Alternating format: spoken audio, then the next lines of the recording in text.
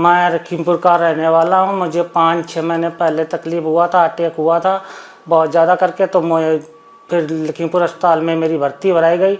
वहाँ पे मेरी दवाई चालू की तो उन डॉक्टरों ने कुछ बताया नहीं, ऐसे दवाई चालू करते रहे।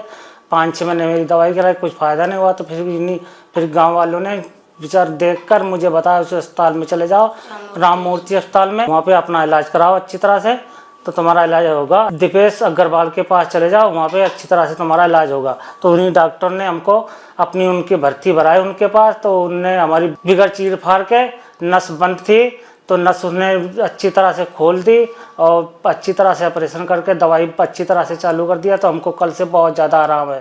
तो सर, ये जो आपने अभी प्रोसीजर किया, ये क्या प्रोसीजर है और ये रेगुलर एंजियोप्लास्टी से कितना डिफरेंट है? एक्चुअली जो हम एंजियोप्लास्टी करते हैं उसमें जितनी हार्ट की नसें बंद होती हैं उसमें हम एक फिक्स डायरेक्शन में उसकी डायरेक्शन में जाते हैं।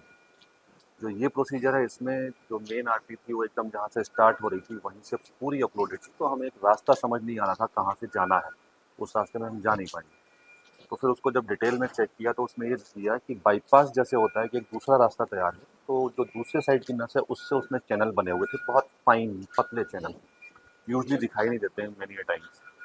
तो उसके थ्रू हम दूसरी नस से वायर लेकर उन चैनल को क्रॉस करने के बाद पीछे से हम, जो हमें नस दिख रही है फ्लो आ रहा है पीछे से, उसमें जाकर उसको पंक्चर करने के बाद फिर हम उसमें एंट्री किए। और एंट्री करने के बाद जहाँ से ब्लॉक था उसको क्रॉस करने के बाद हम बाहर निकले हैं। और फिर जब दूसरी साइड से बाहर निकले अपोजिट साइड से, उसमें फिर हमने बलून डाल कर उसको डायलेट किया, फिर फाइनल जो है उसको कंप्लीट किया एंजियोप्लास्टी। तो एक थोड़ी ट्रिकी है, इसमें हार्डवेयर काफ़ी डिफरेंट चाहिए होते हैं, आपका पूरा मेटिकुलस प्लानिंग चाहिए होती है, प्लानिंग के साथ। और जो कॉम्प्लिकेशन उसको पहले से हमको ध्यान में रखना होता है कि वो कॉम्प्लिकेशन ना हो या उससे बच जाए। तो सर, जैसे अभी आपने बताया कॉम्प्लिकेशंस के बारे में, तो इसमें क्या कॉम्प्लिकेशंस थे, बेसिकली कितना क्रिटिकलिटी था इस केस का और पेशेंट को इससे क्या बेनिफिट? एक्चुअली रूटीन केस नहीं है ये, और इसमें थोड़ा सा एक्सपर्टाइज चाहिए होता है। और इनफैक्ट हब सेंटर में होता भी नहीं, बहुत लिमिटेड सेंटर हैं जहाँ पर इस तरह के केसेस होते हैं।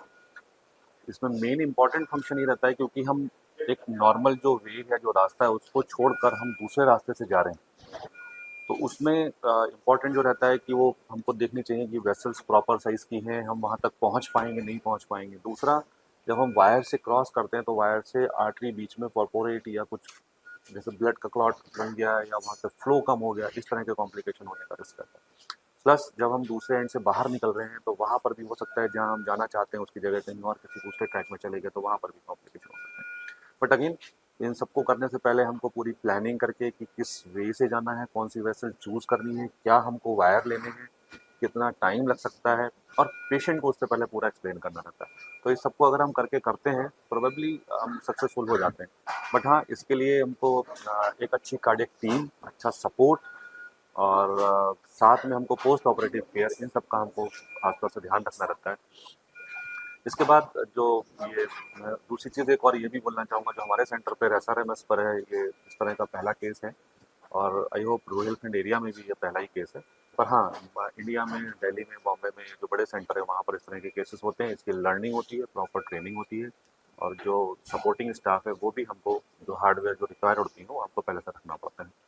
पेशेंट का बेनिफिट की अगर बात करता हूँ तो इस तरह के केसेस में, क्योंकि हम नॉर्मल एंजियोप्लास्टी हो नहीं पा रही है, पेशेंट चाहता है कि सीना ना खुले, या यंग पेशेंट है जैसे बहुत अर्ली स्टेज में उनका चेस्ट ओपन करके बाईपास करें, उससे हम बचा सकते हैं। क्योंकि अल्टीमेटली अगर नॉर्मल ट्रैक से अगर हम नहीं जा पा रहे हैं तो दूसरा ऑप्शन हमारे पास बाईपास सर्जरी रहता है कि सीना खुलेगा।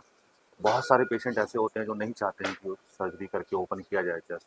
तो ये एक टेक्निक ऐसी है, जब हम फेल हो जाते हैं रूटीन एंजियोग्राफी, रूटीन एंजियोप्लास्टी करने में फेल हो जाते हैं, तब फिर हम उसका दूसरा अप्रोच लेकर जाकर उसको सक्सेसफुली ओपन कर देते हैं। प्रोबेबली पेशेंट को बहुत साइकोलॉजिकल बेनिफिट बहुत ज़्यादा है, एटलीस्ट कि उसका सीना नहीं खुला, बिना सीना खुले ही उसका हार्ट की वेसल्स खुल गई। तो ये प्रोबेबली एक बहुत मेजर बेनिफिट है पेशेंट्स के लिए, psychological plus physical benefit both.